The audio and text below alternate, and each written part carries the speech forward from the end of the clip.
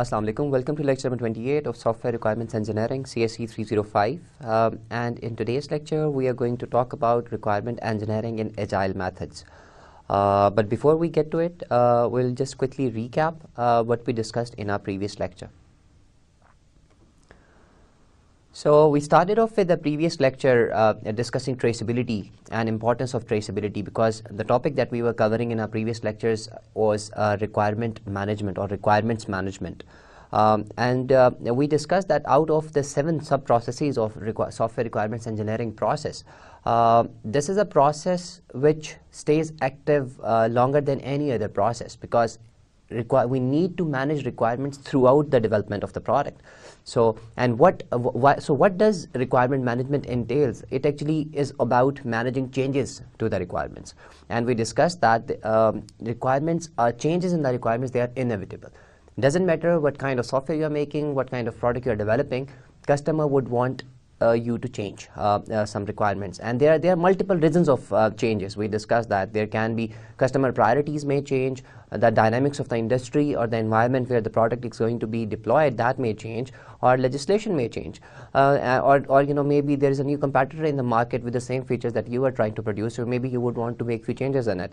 So there can be lots of reasons for changes, but what is important that in order to complete the product on time and within the cost. So we discussed during requirements engineering that we have limited resources, and that is why we do negotiation as well.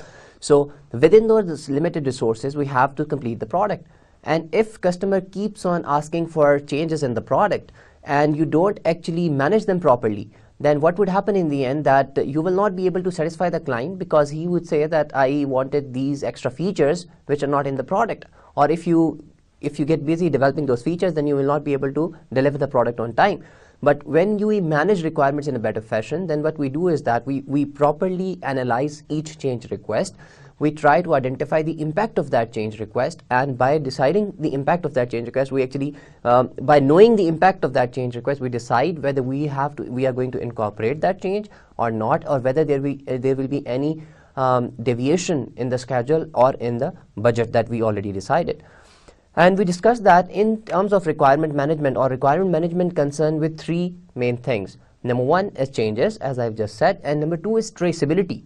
And when we talk about traceability, it maintains 2 sorts of traceability information. One, which tells us dependencies between different requirements, or relationship between different requirements, and the other kind of traceability tells us relationship of a requirement with other documents in the product. And those other documents include design documents, design specifications, or it can include different implementation modules, or maybe testing documents.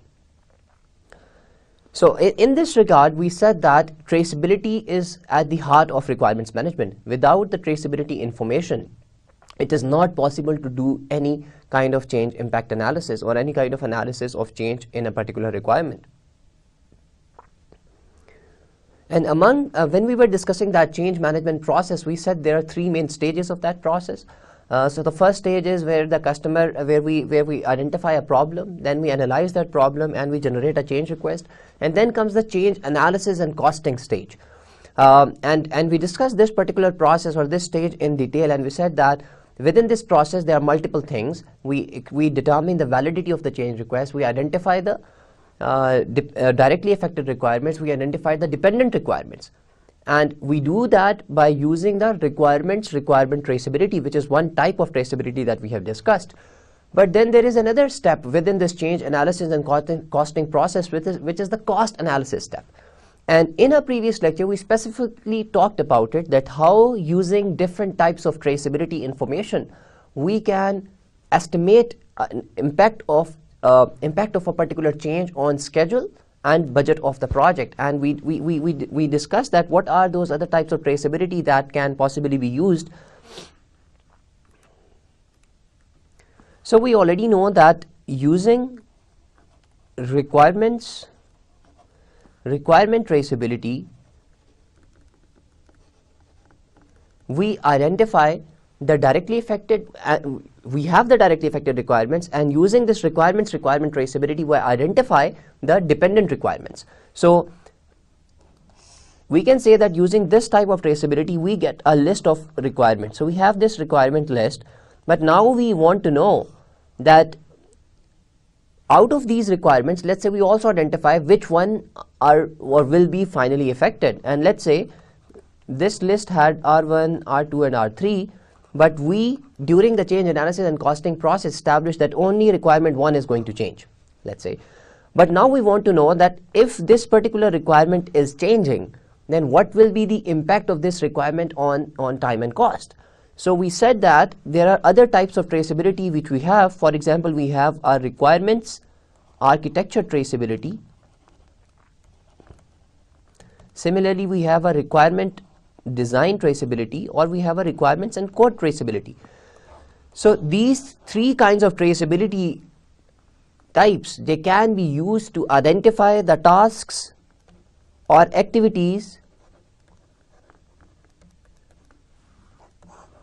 So we will, first of all, we will identify that which design artifacts are being affected by this particular requirement. And if we have this traceability, let's say we have a traceability table which tells us that requirement 1 is going to affect design artifact 1 and design artifact 2, and then correspondingly this particular requirement is also going to affect code 1 and code 2, for example, then we would want to know that, because in terms of project management we said that there is always a schedule, and when you have this schedule, then you have decomposed your schedule into different tasks and different activities. So we break down the overall work of a project into smaller work packages using a technique which is called work breakdown structure, and by using that technique we identify different activities. So the responsibility of designing this particular artifact in the form of activities would be assigned to a couple of resources. So what we would do is, the next thing is to identify that which activities are affected when we are saying that design 1 and design 2 are affected by this change in a particular requirement.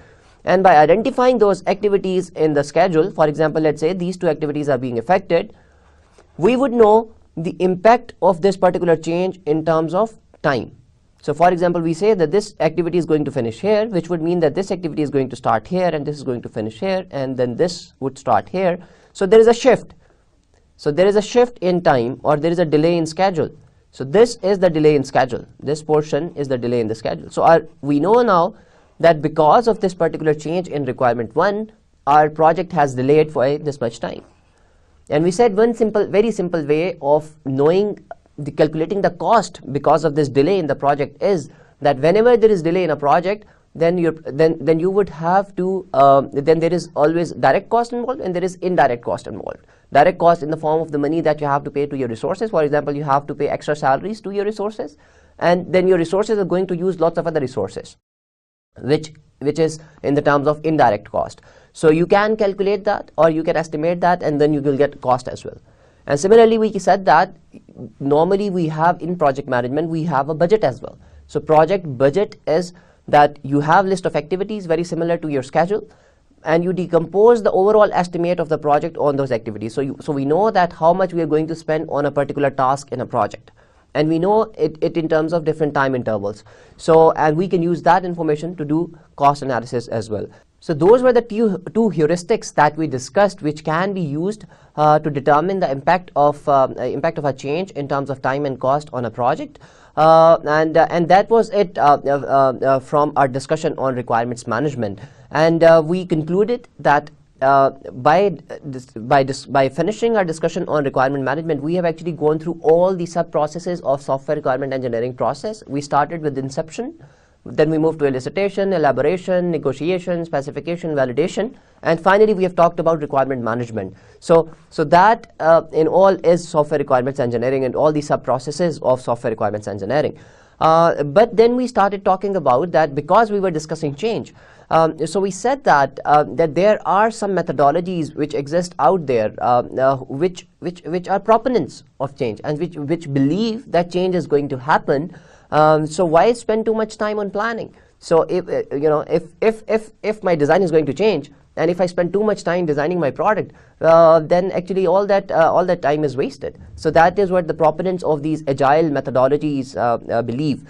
And so that is our topic of discussion today. And we started with this topic in our last lecture, and we said that these agile methods, they are based on the principles of lean production. So lean production means that you identify and you remove the waste. And by waste, we mean that anything which is not of benefit to the client, we get rid of that. So for example, our client is not interested in heavy documentation. He does not want a very detailed design specification. He is not interested in lots of planning. He just wants a functional product. Now, if that is the case, then why we want to waste too much time on all these things? So that is what the proponents of agile methods believe. But having said that, we are going to look at a particular agile method today as well, and the only reason why I will talk about that as well is that some people believe that these agile methods, they are informal. Because we say that we don't do lots of documentation, we don't do lots of design, so people believe that they are very informal. Whereas if we look at them very closely, then these agile methodologies, they are more formal than any other traditional product lifecycle model, any other software development lifecycle model. The reason is because these methods, they believe in lesser documentation, but the steps that are to be followed, they are very restrict on it. So if you truly want to follow, let's say, extreme programming or Scrum, which are two examples of particular examples of agile methods, then you need to actually exactly follow those steps or exactly do the things as those methods prescribe in order to be effective. So these methods are more formal than other software development lifecycle models. We are going to look at that in more detail. But our topic of interest in terms of agile methods is that how do we engineer requirements in case of these agile methods, because we are saying that we do not have too much time to spend on analysis, and maybe we do not have too much time specifying requirements, and how do we negotiate? So these are the important concerns. Keep in mind all those 7 processes of software requirements engineering which we have discussed, and we are going to discuss that how in terms of agile methods, or when we are using these agile methodology or using a particular agile method, how do we engineer requirements? So that is our main focus in today's lecture. And as I said, this is our topic today, requirement engineering for agile methods. And this is where we left off yesterday. We were discussing the Agile Manifesto, and we said that this manifesto includes following points.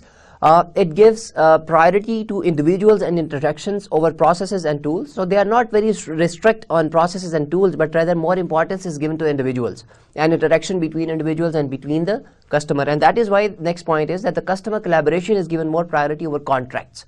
So you are in very close contact with your client. And similarly, the working software is given more priority over documentation and responding to change. These methods, they are very adaptive, and they believe that change is going to happen, so they are very quick to respond to those changes. So priority is given to responding to changes over lots of detailed planning. So based on these set of these values, there are some common practices and behaviors which can be identified, which is that these agile methods, they are adaptable. They have incremental development. So when they have incremental development, they have lots of frequent releases, and the size of increment, they can be pretty small. It can be, you can have an increment in a day, you can have an increment in 1 week, 2 weeks, not more than that, or maybe a month maximum.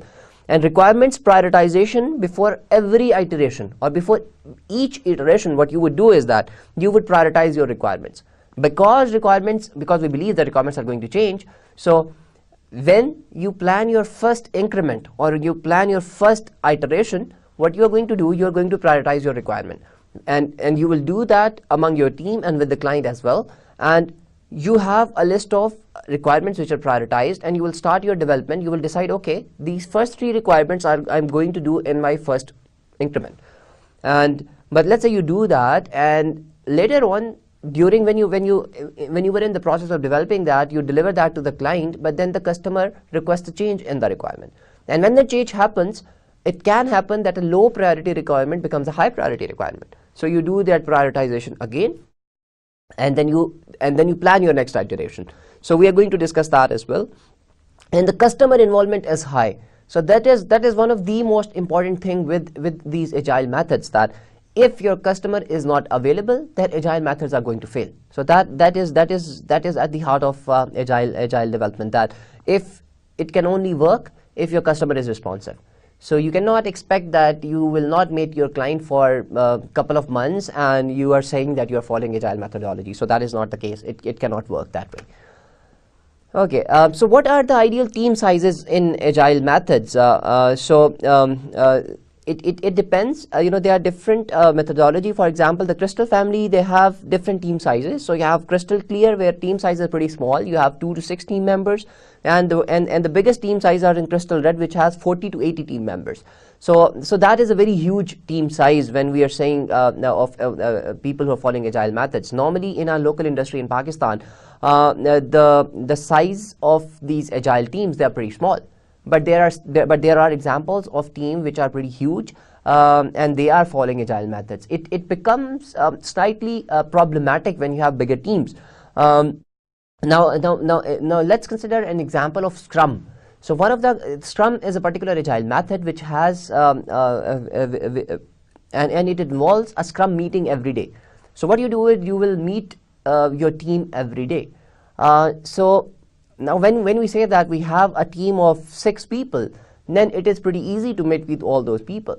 So Scrum meeting would be directly with the project manager, or the Scrum master would be able to meet all those 6 people. Whereas when the team sizes are as huge as 80 people, then or more, it is not possible for the Scrum master to meet with all the team members. So he would have to delegate his authority, and he would have to identify maybe team leads, and he would talk to team leads, and team leads would conduct their own Scrum meetings. So you have to come up with slight modifications depending on your team sizes. But the ideal team sizes, they are pretty small with these agile methods, and lots of smaller software houses in our country, they basically follow these agile methods, and their team sizes are pretty small. They are not as huge, but there are examples of teams which are bigger and they are following agile methods. So how agile handles requirement engineering, and as we have discussed, the role of customer is really important, and he's at the heart, or customer is at the heart of agile development or agile methodologies. So in agile methodologies, the customer assumes a vital role. Usually the term customer identifies a set of stakeholders that belongs to the organization that is paying for the development of a software product.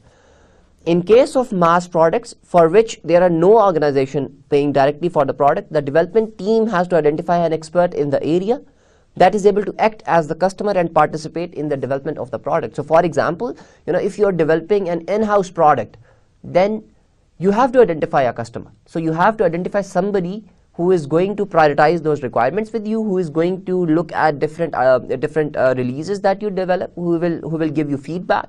So it doesn't matter if you do not have an external client. So you have to identify a customer within your own organization if you're developing your own product. So this approach is feasible only if the size of problem is limited and a single person can act as customer, representing all the stakeholders. So usually what you have is that how this agile method works is that you find a representative from the client side, so a liaison. So you will talk to that person, he will talk to all the other stakeholders at the organization, and that is normally how it works. But the customer plays a very important role in terms of requirement engineering. So the customer on-site practice defines some specific requirements for the customer. So number one is availability. So the customer has to be available to answer questions coming from the development team. Any delay in the answer delays the development of the product. So these agile methodologies, they enforce some requirements on the client as well. So the first requirement they impose on the client is availability. So the customer has to be always available to answer questions. So whenever development team is working on the product and they are producing an iteration, they would come up with lots of questions, because remember that in agile we believe on minimal design. So that's a minimalistic model where we do not spend a lot of time planning and designing. So we can have lots of questions when we are developing the product. So the client has to be always available, because if the client, if our development team is actually waiting for an answer and the client is not available or the customer is not available, then the product or delivery would be delayed. So that iteration would be delayed. The second is complete knowledge. The customer is representative for all the stakeholders, as I've just said, that you need to identify a person who is representing all the stakeholders. So therefore, he is to be able to answer all the questions, since he is the domain expert and knows how the application should work and the input-output data required. Again, this is possible if the size of the project is limited. As I've just said, that ideal agile involves usually small teams. And the decision power, the customer is able to make final decisions. So you need to identify somebody as your as your customer or as a representative of all the stakeholders who has the ability to take decisions. Because you will ask lots of questions about development of a particular iteration, about prioritization of requirements. So these are the three things which are imposed on the customer based on if you're following agile methodology. Number one is availability, then complete knowledge, and third one is decision power. So we have already discussed that agile methodologies, they are based on principles of lean production. And knowing that, we already know that lean production identifies and removes waste. And we define waste as something which is not required by the client. So you do not want to waste any time in doing activities which are not of interest to the customer. And the agile methodologies, they try to follow the same principle. So in terms of requirement engineering, there are two things which agile methodologies focus on. Number one is a reduction of waste from requirements and managing the requirements evolution. So these are the two important things. So if you look at that, managing the requirements evolution, then the concept of requirement management is very active in these agile methodologies, because they believe that requirements are going to change and they are very quick to respond. So the impact analysis and all those things, they are happening very quickly. So we are going to talk about it, but the first thing is reduction of waste from requirements. So how do or why do we want to actually remove the waste from the requirements? Because if we have the waste, it will affect the product development in following ways. For example, more source codes to write and higher cost, and increased complexity of the source code, delayed delivery of the final version of the application with all functionalities, more complex and costly maintenance, more resources required by the application, including memory usage, processing power, network usage, etc. Increased complexity of the application from the point of view of the customer. Savings produced by the application in the production process of the customer are delayed. So if we do not remove waste from requirements, and if we have extra things in the requirement, then what would happen is it will have very adverse effects. You will have more complex code, you will have delayed delivery of the final version, you will have a product which will take lots of resources. So the idea is to get rid of all those things and deliver something which is working and which client can actually give some feedback on. So what do these agile methodologies do in order to achieve that? So in order to reduce the probability of such misunderstanding, agile methodologies adopt several techniques focused on interaction between the customer and the development team. So we have said that we have defined waste as something or all the things which are of no interest to customer. And we have seen that if we have this waste in the requirements when we are following these agile methods, then what would happen is that we will have complex code, we will have delays in the product development, we will be using more resources, we will have lots of problems. So what do these agile methodologies do to get rid of that waste, or to get or to reduce the misunderstanding when you are gathering requirements, that you do lots of interaction with the client.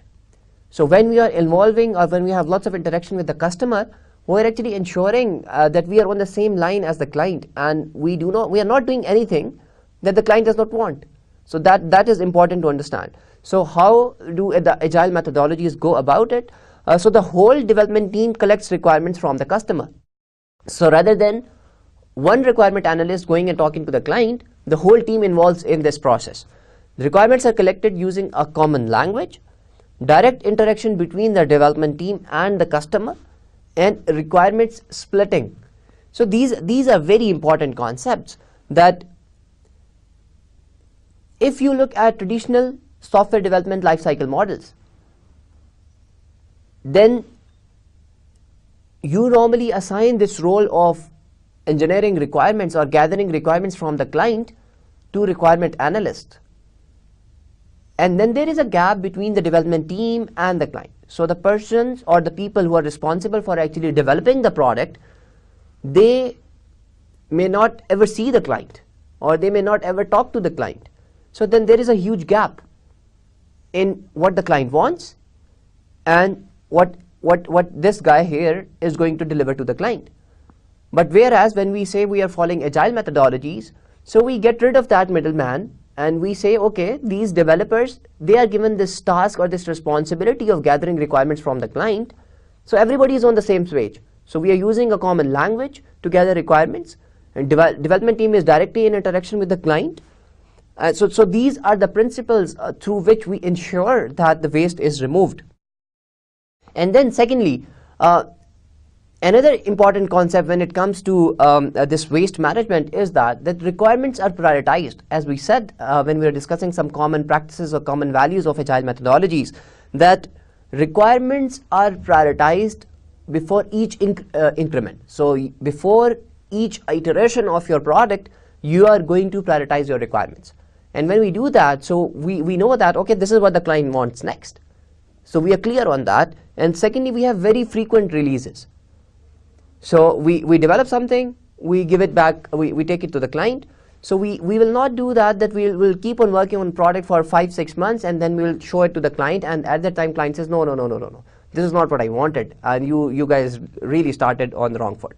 So what would happen in agile methodology, for example, the increments, as I said, they are pretty small.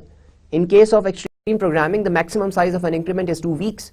So for example, if you as an organization is following an extreme programming as an agile method of software development, then your increments maximum size is 2 weeks. So what could happen at in the worst possible scenario is that you develop something for that particular 2 weeks, you take it back to the client, and the client says, no, this is wrong. So imagine you wasting 6 months and imagine you wasting 2 weeks. So this is the worst case. But that is how in agile methodologies we remove the waste. So why we call it the waste? That because if we spend too much time doing in something which the client does not want, and we do it for a very long period, then we have wasted all that time. Whereas because we have very frequent releases and because we prioritize requirements with the client and with all the teams sitting together, so everybody is on the same page. So that is how, so main thing is that agile methodologies, by believing in individuals and by believing in interaction, be it between the development team and be it with the client and the whole team who is working in this particular agile methodology, they remove the waste. And then there is concept of this requirements evolution, right? And as this word evolution says that, and as the agile methodologies, they believe that requirements are going to change. So initially, what you may have is a very small subset of what the client actually eventually wants. But the client actually wants to start with that and then keep on improving the product with time. So how does agile handle that? Let's have a look. That agile methodologies base the requirement collection and management on 3 main hypotheses. So what are these hypotheses? That requirements are not well known at the beginning of the project. So the first hypothesis that people who follow agile have is that the client, they do not have a clear understanding of the requirements at the beginning. So that is the first hypothesis. The second is that requirements are going to change. So no matter if the client has clear understanding or not, requirements are going to change. So their hypothesis is actually, so they're saying that people do not have right understanding at the beginning, and then requirements are going to change, and making changes is not expensive. So these are the 3 things on which agile methodologies base their requirements management. So if you follow these 3, or if you base your requirements management on these 3 principles, then you are not in trouble, because you already know that the set of requirements that I have gathered, I just want to do, what I should do is with those set of requirements. If you believe in these 3 things, what you should do is that you should not spend too much time in planning and designing. So what you should do is that you should sit down with the client and ask him, okay, from these set of requirements, what do you want first? And try to figure out or try to rank these requirements. And that is what we have talked about in terms of waste management, that we identify that which are the things which client want first. And we know that, you know, these small set of requirements that the client and we as the development team identified together, they are going to change. So we plan for something very small, we develop it, we take it back to the client, we get his feedback, and we have a better understanding of the product. And with time we increase our understanding, the pool of our requirements keep on increasing as well. But because our second hypothesis is that requirements are going to change, so we have not spent too much time planning earlier or designing, so we are okay with that as well. And the third main hypothesis is that we believe that the changes in the requirement, they are not expensive. So that is also at the core of these agile methodologies. So in journal, the principle of agile of requirements evolution in agile methodologies says that it is based on three main hypotheses. Number one, requirements are not well understood and documented at the beginning. Requirements change, and changes are not expensive. So managing variability is a challenge that agile methodologies approach in two ways. Number one is decoupling requirements, and number two is requirements prioritization. Now there are two concepts in terms of requirements. When we are going to look at the example, then we are going to discuss that in more detail. We are going to look at that.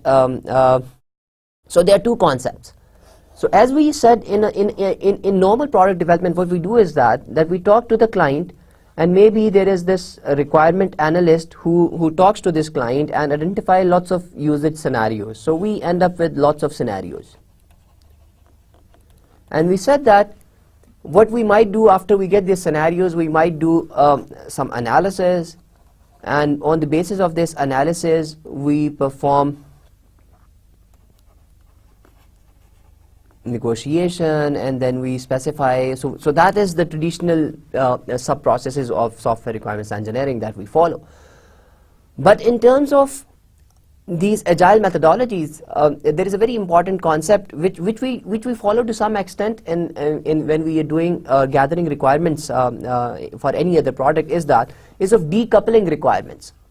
So what we try to identify is that we try to decouple requirements which are not connected to each other. So let's say we have identified three different scenarios from the client. So what we would try to do is that rather than having this as a complete set of scenarios, we'd say, okay, this is one scenario, this is another scenario, and this is the third scenario.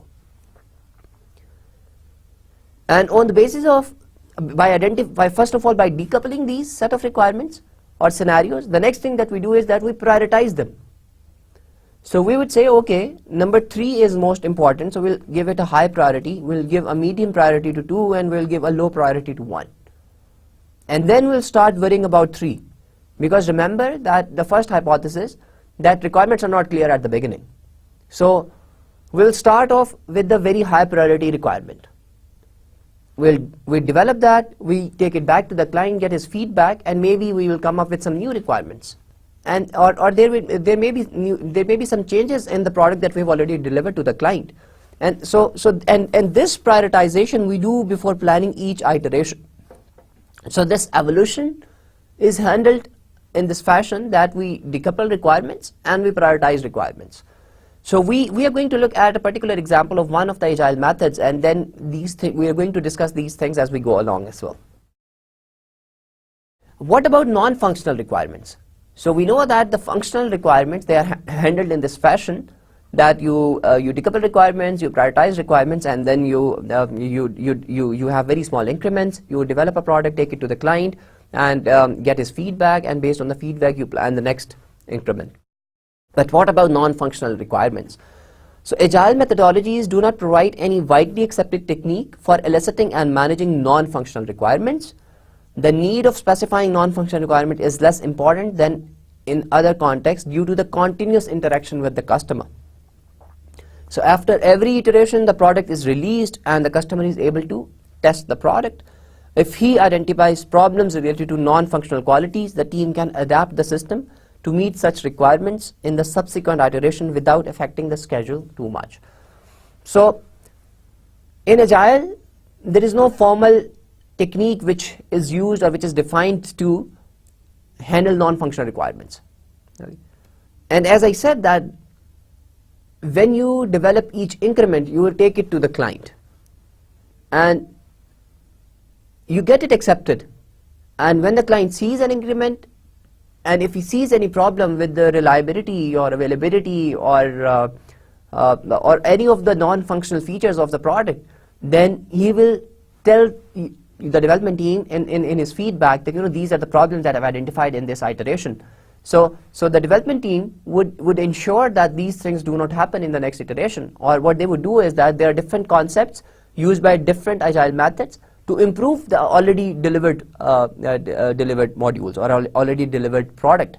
So as such, there is no formal way of dealing with non-functional requirements, but the process where you deliver the product in small increments and take feedback from the client, it actually handles or take care of this concept of non-functional requirements to some extent. But there is no formal technique which is developed for eliciting or gathering or mentioning these non-functional requirements when we are developing a product using Agile methodology. So briefly, what are the roles and responsibility in an Agile method? We know that there is a customer, and the customer role is very important. We have said that customer is at the core of Agile methodologies.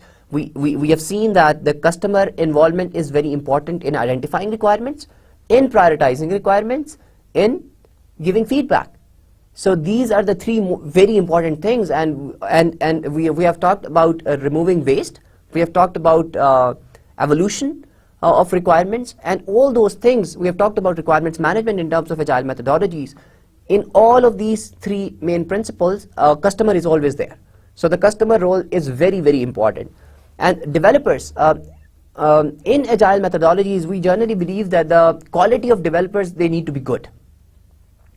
So by good, we mean that you will find developers who are really good with machines and who can really write code very well, but they are not very good at communicating with the client.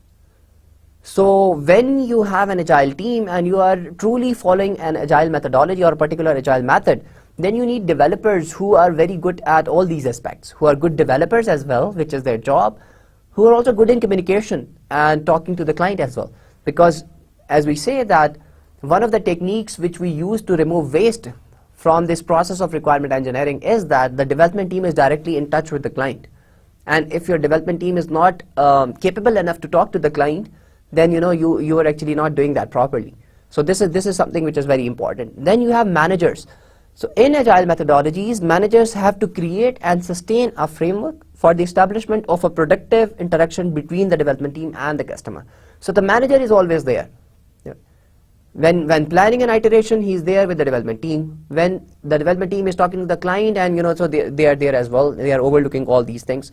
So they can achieve this goal by identifying the best people to be included in the Agile team, promoting collaboration and negotiating contracts with the customer.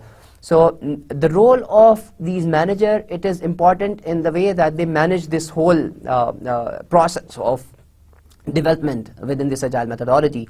And as I've said, given different examples, that in terms of Scrum, we call this manager the Scrum Master.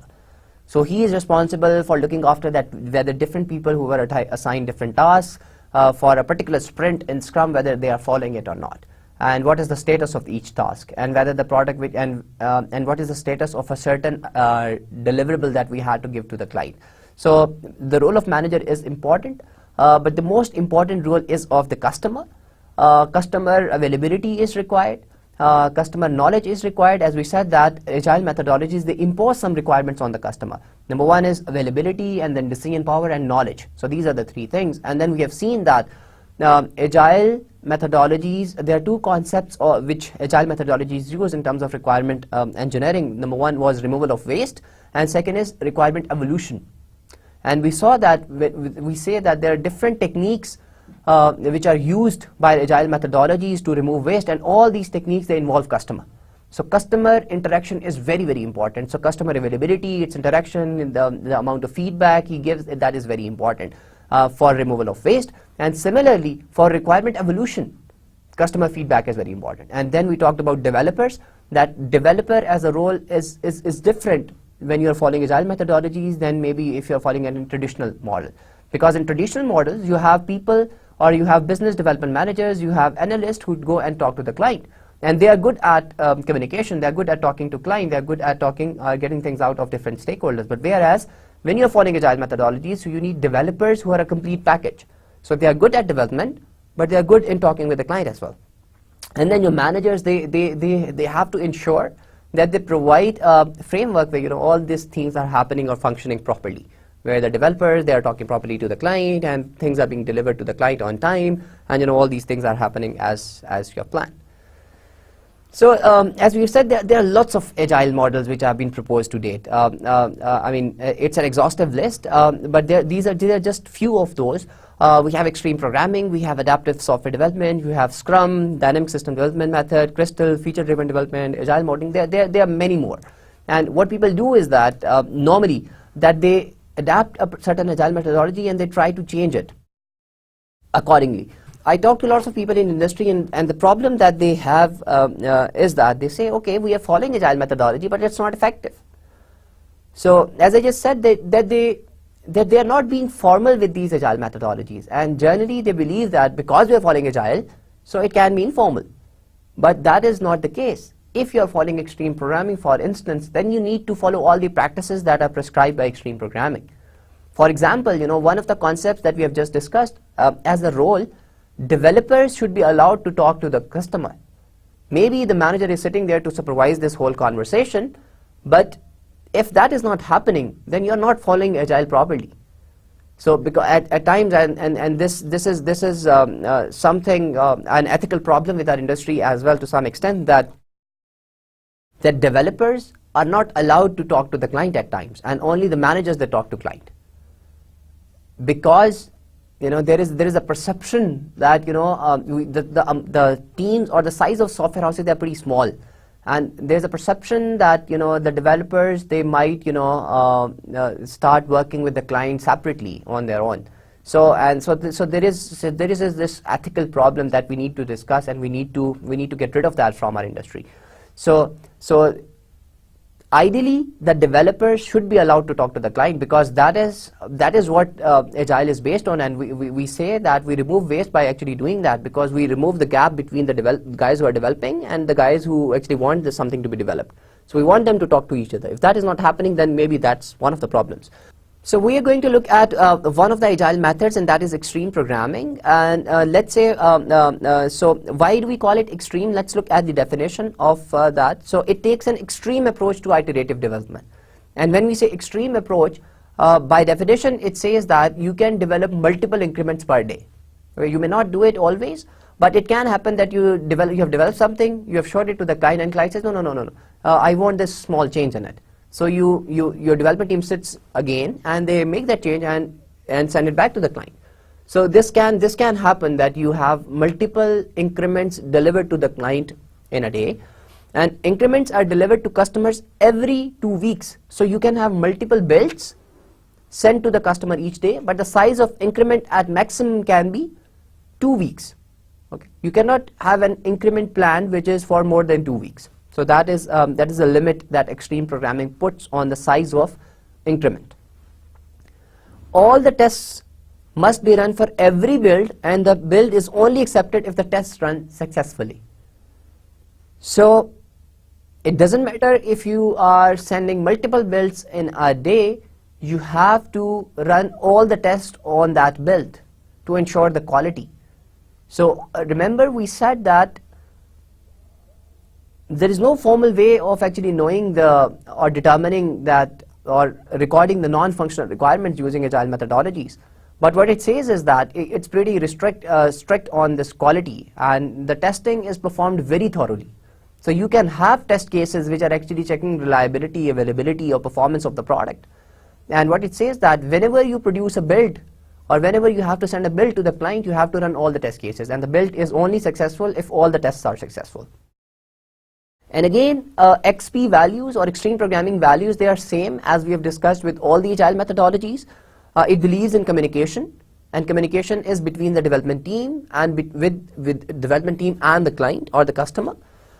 And simplicity, feedback in terms of, when you deliver a build to the client, then the feedback is very important, because we have talked about that you require this communication, you require feedback, you require simplicity to remove waste. And similarly, courage as well. Courage in the way that your team members should be able to tell you no, or should be able to tell client or explain the client, no, this is not the way it would work. So by having these principles, we are ensuring these two things, that we are removing waste. We are only doing the things that we believe are right and that will give value to the client. So this is very important, that these are the values which extreme programming have. So this diagram explains how extreme programming actually works. That so we have very minimal planning in extreme programming. So the requirements are stored in the form of user stories. So we discussed our concept of decoupling requirements.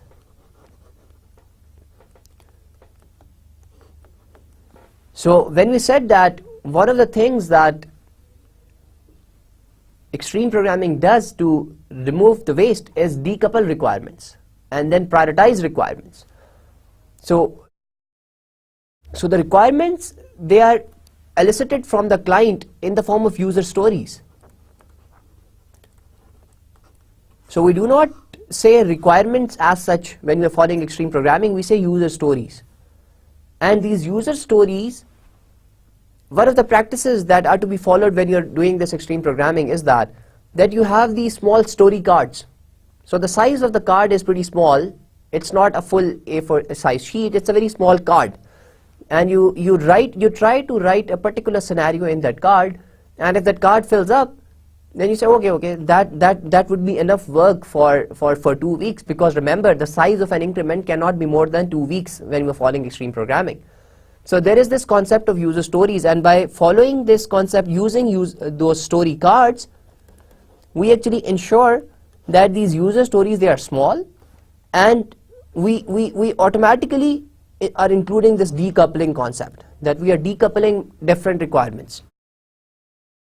And then because we have an iteration plan as well, and the iteration plan actually includes that, for example, we have identified that we are going to do this particular user story, and it can happen that you have multiple user stories with you at any moment. So what you are going to do is that, let's say we have 3 user stories, user story 1, 2 and 3. So what you would do is that you will prioritize them as well. So in your iteration planning, you would have planned that you are going to develop this one first because the priority is high, and the rest of the user stories, they have medium priority. So you are going to do the user story, or you are going to plan for the iteration for the user story which has the highest priority. And then in planning, what you do is that you sit together with your development team, you give importance to their opinion, and you plan that iteration with them. You identify different tasks. So the role of the manager is important here, that he would sit together with the team, he would identify all the tasks, and the team would identify different tasks, and that the different developers would take up different tasks. So people would raise hand and say, okay, I can do this, and I would take 1 day or 2 days or 3 days to do it. So the manager is not actually telling the developers that, okay, you need to do this in this many number of days, but the developers, they are doing planning on their own. So all the people, they are involved in it, and because they have to do it, so their opinion is given more importance. So then they will be kind of obliged to do that, within that time frame. So then there is this concept of designing as well in extreme programming. But the design is again very minimal. So there is this concept of class responsibility collaborator cards, which can be used when you're following this extreme programming. And we have already discussed what these CRC cards are to some extent. And then there is also a concept of spike solutions. So what you tend to do is that if you find a problem which is technically hard, or which you may not sure whether your solution or the proposed solution would work or not, you will do a quick prototype. And we call it a spike solution. and you just do it to test whether the way you are perceiving this problem would be acceptable to the client or not, or whether it would work or not. So you can do that as well, and then you start coding. And we are going to talk about what this refactoring is, and coding is done following a principle which is called pair programming. Pair programming means that you would have two developers sitting together on a machine. One of them is writing the code and the other is just sitting with him and just trying to see and look at the code when he's writing. And this is a very useful concept. And then we have this testing. So one of the things that these agile methodologies have inbuilt in them is that they involve test first development. So before you start developing, you identify that here you are going to perform the unit testing of the code that you are going to write. So unit testing is performed for whatever code you have written, and then you have this final testing, which we said that every build need to be tested. And when you have tested that build, you are going to release that. And you release it and you show it to the client, then the client gives you feedback, and then you plan again. And then these priorities may change as well, or you can identify maybe more user stories, so this can happen. So this is an overall explanation of how extreme programming looks like.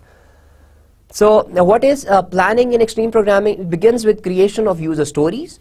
Agile teams assesses each story and assigns a cost. So what you are going to do is that you are going to create these user stories with the client, and then the team assesses each user story and assign a cost, and cost would be in terms of time, how much time each user story is going to take. Stories are grouped for a deliverable increment. So as we said, this concept of decoupling, so you can group these user stories and you can split the user stories. For example, you have identified a user story which is too long, which would take more than 2 weeks, then you will split it into multiple stories. And then a commitment is made on the delivering date. So we said that the opinion of all the team members is important, so all the team discusses it, and then you make a commitment with the client. And after the first increment, project velocity is used to help define subsequent delivery dates for the other increments. If you look at this explanation of the sort of planning that we do in extreme programming, then we are not actually spending too much time on analyzing requirements or on negotiating requirements. What we are doing is that we are saying that the negotiation process was a part of elicitation. So because the developers were eliciting these user stories with the client, so the technical difficulties or technical glitches or any ambiguities were removed right then and there. And then we specify them, we assign cost to them, and then we developed it. We developed it, we showed it to the client, and based on that we move forward. So the planning, the amount of planning that is required in Agile is automatically reduced. So we do not have to plan a lot. And then design, it follows the KIS principle, which is keep it simple. It encourages the use of class responsibility cards, and for difficult design problems such as the creation of a spike solution, encourages refactoring. So the concept of refactoring says that because you have to deliver a functional product to the client, so you do not spend too much time on refining your code when you are delivering a certain build to the client, because what is important is delivering something to the customer. So the concept of refactoring says that you keep on improving your code. So you keep on improving your code without affecting the functionality of the product. So when you have delivered when you have done your job, you have delivered a build, you will keep on improving your previous code. And then XP coding is that recommends the construction of a unit test for a store before coding commences. So there is this concept of test first development where you first prepare a script for unit test and then you actually start coding it. It encourages pair programming, and XP testing says that all the unit tests are executed daily. Acceptance tests are defined by the customer and is executed to access customer visible functionality. So this is what extreme programming is about, and we have seen this bigger picture of extreme programming as well. So now let's look at extreme programming and the different agile principles that we have discussed, and look at how it is actually getting rid of that waste and how it is dealing with requirement evolution.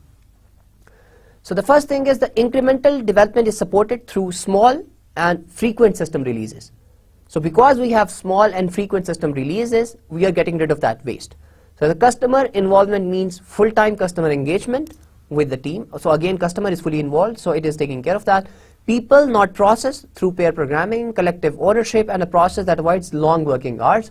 So because people are given more importance and you are giving them a chance to talk to client as well, and you are taking their opinion when you're planning each increment or each iteration, so people are given more importance.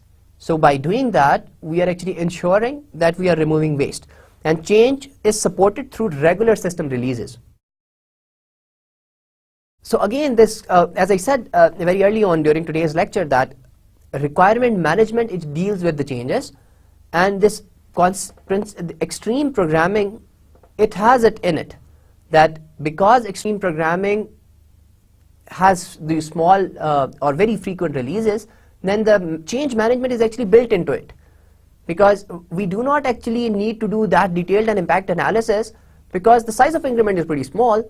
So if the client wants a change in it, we are going to fix it and we are going to send it again. We are not planning for a huge system. So that is something which is different in terms of traditional models and agile models. So maintaining simplicity through constant refactoring of code. So again, we are removing waste. We are not spending too much time in refining the code before delivering a product to the client. So we are removing wastage, because client is not interested in that. If the product works fine, it is accepted by the client, then that is fine. You can do refactoring later on. So there is this concept of refactoring as well in agile. So I'm afraid we are coming to we have to conclude the lecture right here. We are going to continue with our discussion of extreme programming, and we are going to look at particular example of a story card, and we are going to look at these agile principles that extreme programming have in detail, and we are going to see how extreme programming deals with those two main concepts of requirement engineering when it comes to agile methodologies, and those are waste management, and the second one was evolution of requirements. So let's quickly try to summarize what we discussed in our lecture today. So the topic today was requirement engineering in agile methodologies, and first of all, it is important to understand that why we are discussing it separately. The reason why we are discussing it separately, because there are lots of people who are following these agile methodologies, and because the type of development is slightly different, or the way development is done is different. So agile methodologies in principle, they deal with requirements in a different fashion.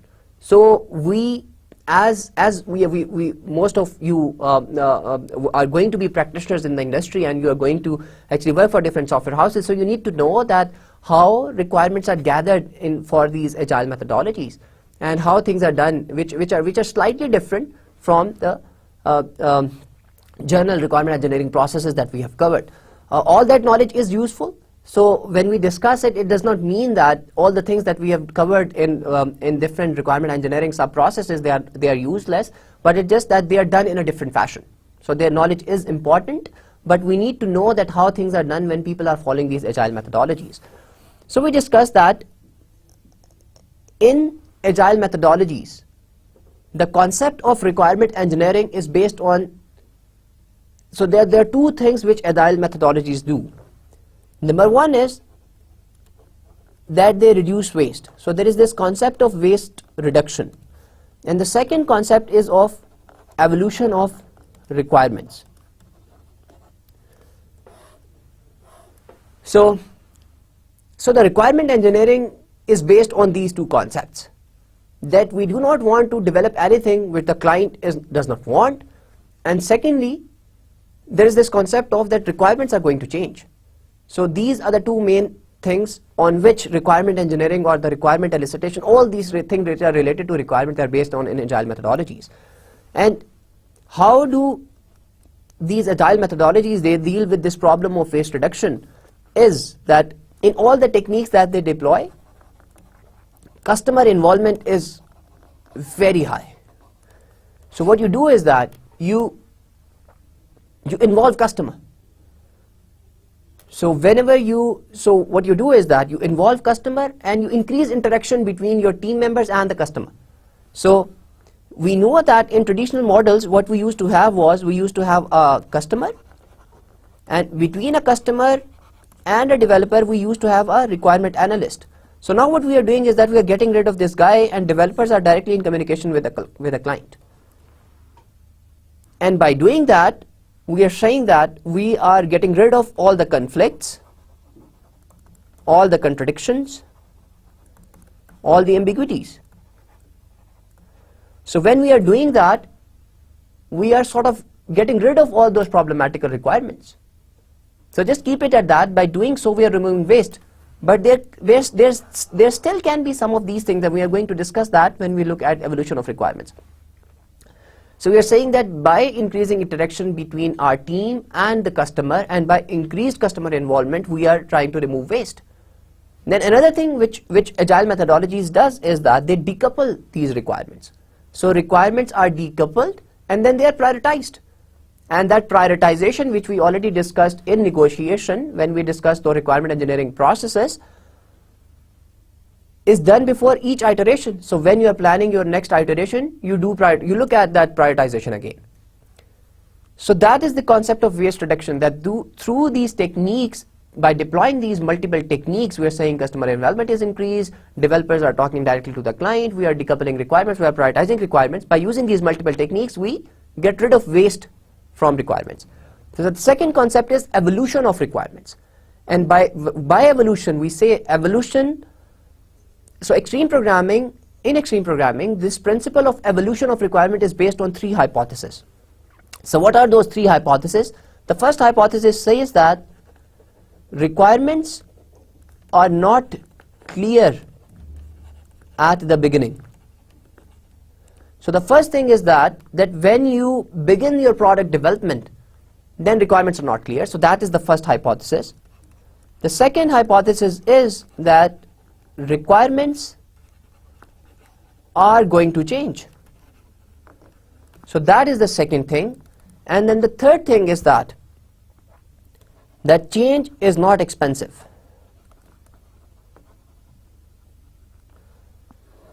So these are the 3 hypotheses on which these agile methodologies base their evolution of requirements.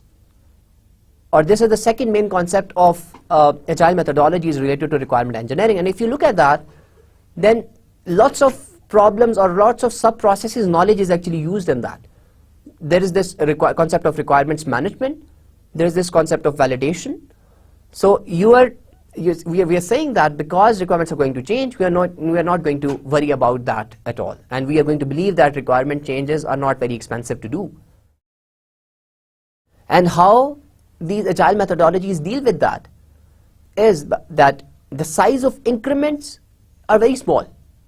And we discussed it briefly, that imagine that you are developing or preparing you have prepared an iteration for 6 months, and you take it to the client and get his feedback after 6 months, and he says no, this is not what I wanted. Whereas in agile, what we do is that we plan those increments for very small time. So we'll plan an increment for 2 weeks. We'll take it to the client, and client says no, this is not what I wanted.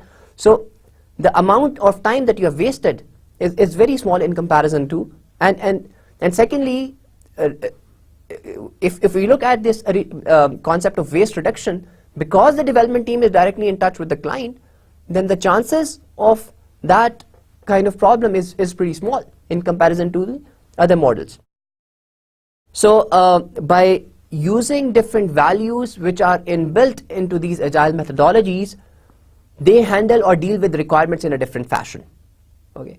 So the requirements are gathered in forms of small scenarios or user stories, or as different agile methods would name them differently. You decouple them, you prioritize them, you plan small increments, you are constantly in touch with the client, you take the feedback of the client. Client's role is very, very important. And we discussed different roles in agile methodologies, and we emphasize that clients or the customer roles is of utmost importance when you're following these agile methodologies. And developers need to be not only good at development, but they also need to be good in communication, because they are the people who are eliciting requirements with the client now. And managers also has to play their role so that teams are working efficiently in achieving their goals when they are following these agile methodologies. So that is it from today's lecture. We'll continue with our discussion on extreme programming. In our next lecture, we'll look at examples of user stories and those story cards which I mentioned in the lecture today. Till then, take care and Allah Hafiz.